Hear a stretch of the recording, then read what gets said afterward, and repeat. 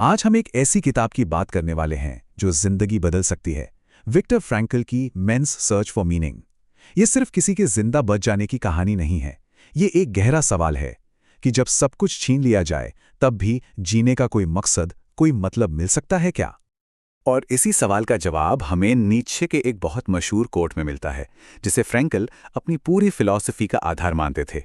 वो कहते थे कि जिस इंसान के पास जीने के लिए कोई क्यों हो, मतलब कोई वजह हो, वो लगभग हर कैसे को सह सकता है। मतलब कितनी भी मुश्किल क्यों ना हो, वो उसे झेल जाएगा। सुनने में तो ये बात बहुत अच्छी लगती है ना?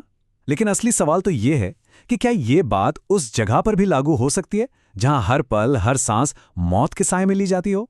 क्या एक कॉन्सेंट्रेशन कैंप में जहां इंसानियत दम तोड़ देती है, वहां भी कोई अपना क्यों ढूंढ सकता है? तो चलिए फ्रैंकल के साथ इस सफर पर चलते हैं और देखते हैं कि उन्होंने क्या महसूस किया। सबसे पहला पड़ाव था शॉक, यानी आघात। सोचिए, जब कोई कैदी पहली बार उस नर्क में कदम रखता था तो उसके दिमाग पर क्या गुजरती होगी। कल्पना कीजिए, 1500 लोग कई दिनों से एक घुटन भरी ट्रेन में बंद, और फिर वो ऑश्विट्स पहुंचते हैं।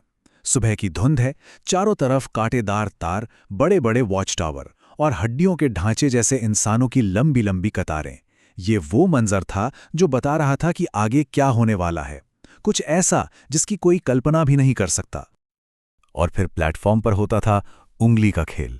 एक एसएस ऑफिसर बिल्कुल शांत, बस अपनी एक उंगली से फैसला कर रहा था, जिंदगी या मौत। एक इशारा दाईं तरफ, मतलब तुम काम करोगे, और एक इशारा बाईं तरफ, मतलब मौत। उस वक्त तो किसी को इसका मतलब पता नहीं था, लेकिन उस एक इशारे ने लगभग 90% लोगों को सीधे गैस चैम्बर भेज दिया था। इसके बाद शुरू होता था पहचान को मिटाने का सिलसिला। सबसे पहले आपका सारा सामान छीन लिया जाता, आपकी घड़ी, परिवार की तस्वीरें, सब कुछ। फिर आपके बाल काट दिए जाते और आखिर में आपका नाम भी छीन लिया जाता। आपकी पहचान अब आपका नाम नहीं, बल्कि आपकी बांह पर गुदा हुआ एक नंबर था, बस एक नंबर।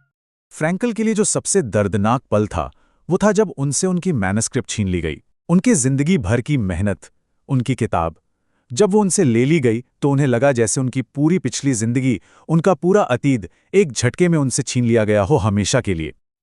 अब शॉक के बाद आता है दूसरा फेस, जिसे फ्रैंकल कहते हैं एपैथी, यानी उदासीनता। ये एक तरह का दिमागी कवच था, जरूरी पर बहुत खतरनाक भी। इसका मतलब है एक तरह की इमोशनल डेथ, मतलब आपका दिल पत्थर का हो जाता है। आप रोज मारपीट, मौत, तकलीफ देखते हैं, लेकिन आपको कुछ महसूस ही नहीं होता।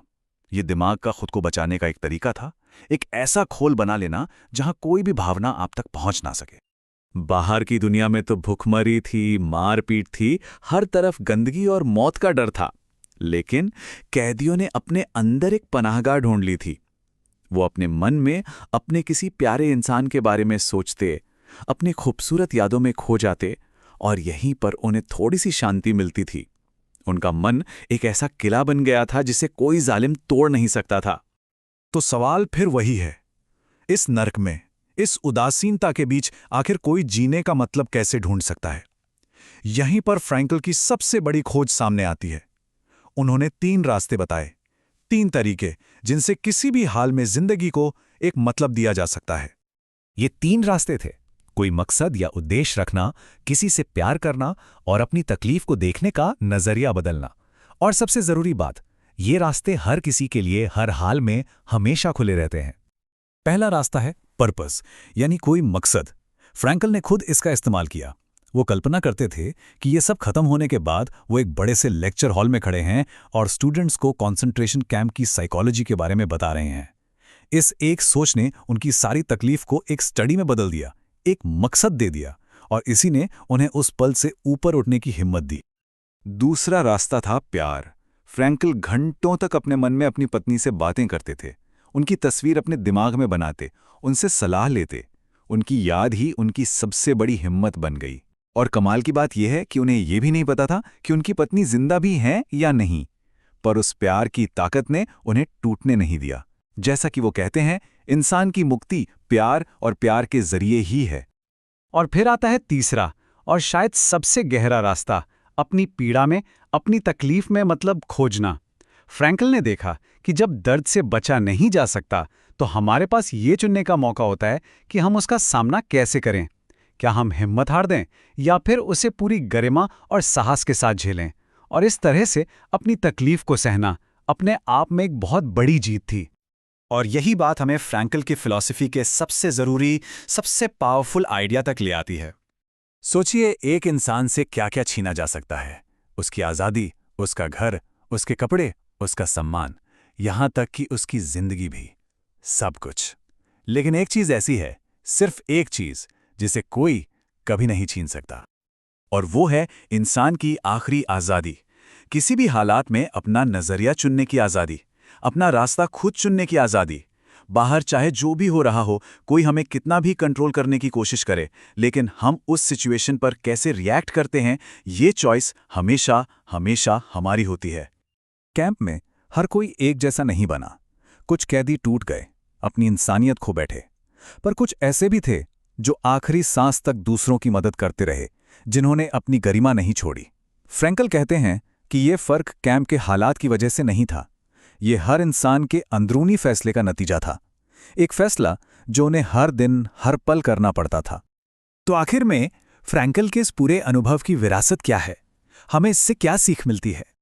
फ्रैंकल ने हमें सिखाया कि जिंदगी का असली मकसद सिर्फ खुशी या ताकत के पीछे भागना नहीं है। इंसान की जो सबसे गहरी जरूरत है वो है अपनी जिंदगी में एक मतलब खोजना, एक अर्थ ढूंढना। और इसी को वो कहते हैं ट्रैजिक ऑप्टिमिज्म। मतलब ये मानना कि जिंदगी में दुख है, तकलीफ है, मौत है, ये सब सच है, लेकिन इन सब के बावजूद जिंदगी को हाँ कहना। इस बात पे यकीन रखना कि हर मुश्किल, हर त्रासदी में भी कोई ना कोई मतलब, कोई ना कोई उम्मीद छिपी हो सकती है। मशहूर लेखक दोस्तोव्स्की ने लिखा था, मुझे सिर्फ एक बात का डर है कि मैं अपनी तकलीफों के लायक ना साबित हूं। और फ्रैंकल इसी बात को एक सवाल की तरह हम सबके सामने रखते हैं। क्या हम अपनी तकलीफों के लायक हैं? क्या हम अपने संघर्षों का सामना उस हिम्मत और मकसद से करते हैं जो उन्हें एक मायने दे सके? ये सवाल सिर्फ उन कैदियों के लिए नहीं था, ये हम सब के लिए है, आज, अभी।